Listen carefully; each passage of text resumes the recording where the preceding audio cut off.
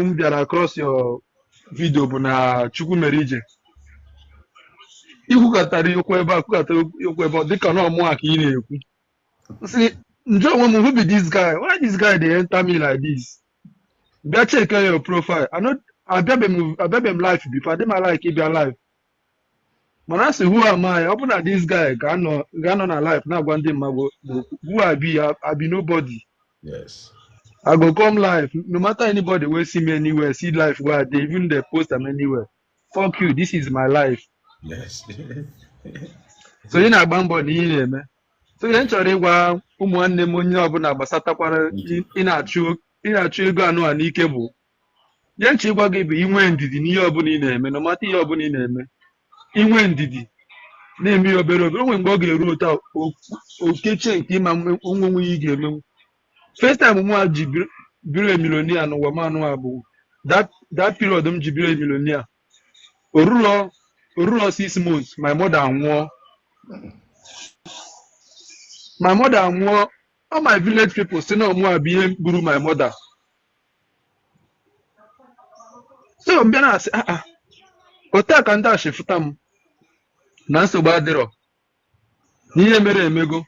So to that end, my uncles, my mum one name because my dad is a chief. My mother is the last wife. On room 1 6. So my family, Sabana, let me accused of that death. To that end, from my maternal home, I bet mom, John, my Maria, the daughter. I said, Mama, I said, okay. To that end, my own family, personal meeting. Sim na nga ngi na wona mama ri my mother. Sina under the was still also Your own mother. Your own yes. Mother. Yes. Yeah. Yes. Sina under the was still also na nga bia ngoyi na mama ri my mother. Hey. My uncle bia kpọ mu. Jukwa mu one meeting, jucha m ihe niile si m gwa ya eziokwu nke a mere cause emero na mgbe ndị my mother bịa meet ya na abịa si ya na m chọrọ imerụ my mother this kind business mee my mother this kind business ọ bịaza na-ajụ ka ka nshi fe ego ka nshi mee nke a si agwa ma na nna agba mbọ since 2016 our dad hafụ asị m nsi oke na nsogbu adịrọ n'otu ka nshi fe ego na my mother ma the details otu nshi nweta ego n'ụwa m asị m oke na nsogbu adịrọ mama ga-aṅụ iyi ndị asị ka m ṅụọ na public sị na m ga-aṅụ ya na nwere ihe mme gbasata my mother abidokwa otu ahụ na-aga oru na bere my mother like play ndị asị na m ga-emepe course my mother ṅụọ iyi mmepe ya mbe akwa nwanne m si ya na akwa ị mara ire iso di orapa na irere yorapa akwa ị na-eyi ka inwe ike nye m ego ka m nwee ike mee nchọrọ ime emeche nke ha awa ọkọrọ mụ na ga esoru na-ere rice na our junction mami m na-eshi rice kịta nụ mụ a na-eme stew so emechi ya niile ọ bụzi mgbe m ga-ete gị aka ka i rie nri ka m ga-abịa gbuo gị nchekwa ihe dị ụtọ na ndụ m ka ihe dị ụtọ mekwe m ka ihe dị ụtọ mekwe m nkọchara ndị achịkwa na-egwuregwu asị na m ejidere aka na nnidi jide the cops aka kwuo ihe niile m kwuru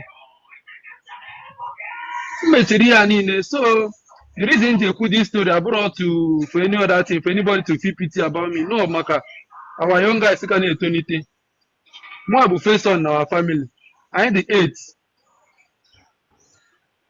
So my mother and my father norozi. So mo abie na kata my younger ones. 29th of this month, give me 30 years. So mo na kata for my family, almost all of them. Mo abie na us. Our last one kita no abie na chide waek. So na choka ngwa our younger ones kita no abu. No matter anything in eme. Agba na speed kije nwete ego nego akobia once. Uru mgbe ga nwete ego ahụ ị ga-abụ anything ị chọrọ ịbụ ọ ga-abịa. No only thing you can make ka inwe good life. Yes. Ka inwe good life. Next year, obere. Ntụpụta na one day. Oyi m nwoke kpọm na phone. Si m ka ime, si na nnọkwu ya o, si m ka ebi nọ, si anọ nọ na Ebonyi steeti ọ sị m ka ihe na-eme kịta nọ sị na m ka na-emekweda biznes rice m ahụ ọ sị m oke na o nwere ebe kọmishọna chọrọ ike rice na ma nga supply enwe 600 bags of rice isi a ka ekwe n'ihe na ebe a na nga supply kwa ihe m na-arụ ọkpọ m na fon si m na mụ ga na-eme ihe dị ụta that is it o nwere ihe ọzọ o nwere ihe ọzọ ebube miracle aka awụọ ifia o nwere ihe ọzọ solely my mother bi ema so even my younger brother mgbe mepechara business nse na na-emekwa ihe anụ ọnọkọta ọsị m gori iPhone nse ka iji iPhone eme mmepe gị business egore ka m ji mepe this business for you imere ego na-eji mepe ka iji iPhone eme si na ọbụla iPhone be your problem chi na business a mmepe gị save ego go ya so that ka ịma how long ị ga-esave dị ego before igote nwa iPhone ịma the value of it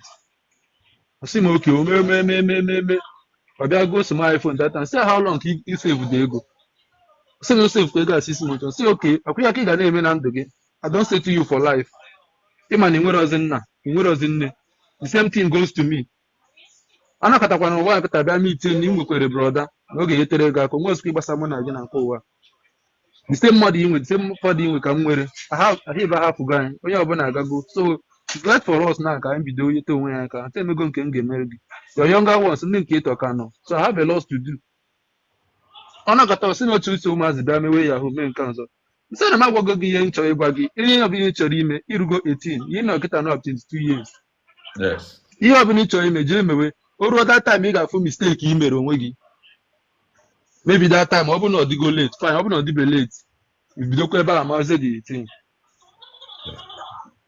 so ihe nna achịkọ ebe a no matter anything ifil na ọ na-afịarụ gị arụ don't worry o nwere mgbe bi ruo taa na o nwere my friend ọ nọ UK kịta so that my friend bụ ọ nọkọta ọkpọ m na phone si m hafa nke mmadụ achatizi ya m sa na o nwere ọnụ na I don't have any value to offer to you ya mere ma adị m akpọ gị si m ka ka m mekwere sa na nnọọ si m ka ebe nọ sa na nọ village m na nka nọ village si sam sa ya nnọkwa ya ọ sị m oke ka m sendị aka nọmba m sendere m 5,000 after na oge esendere m nwa ga-ejiri aga our market village market anyị je gocheru foodstuff crayfish ihe dị ụta o nwere one akwụkwọ nri nọ na aba ya na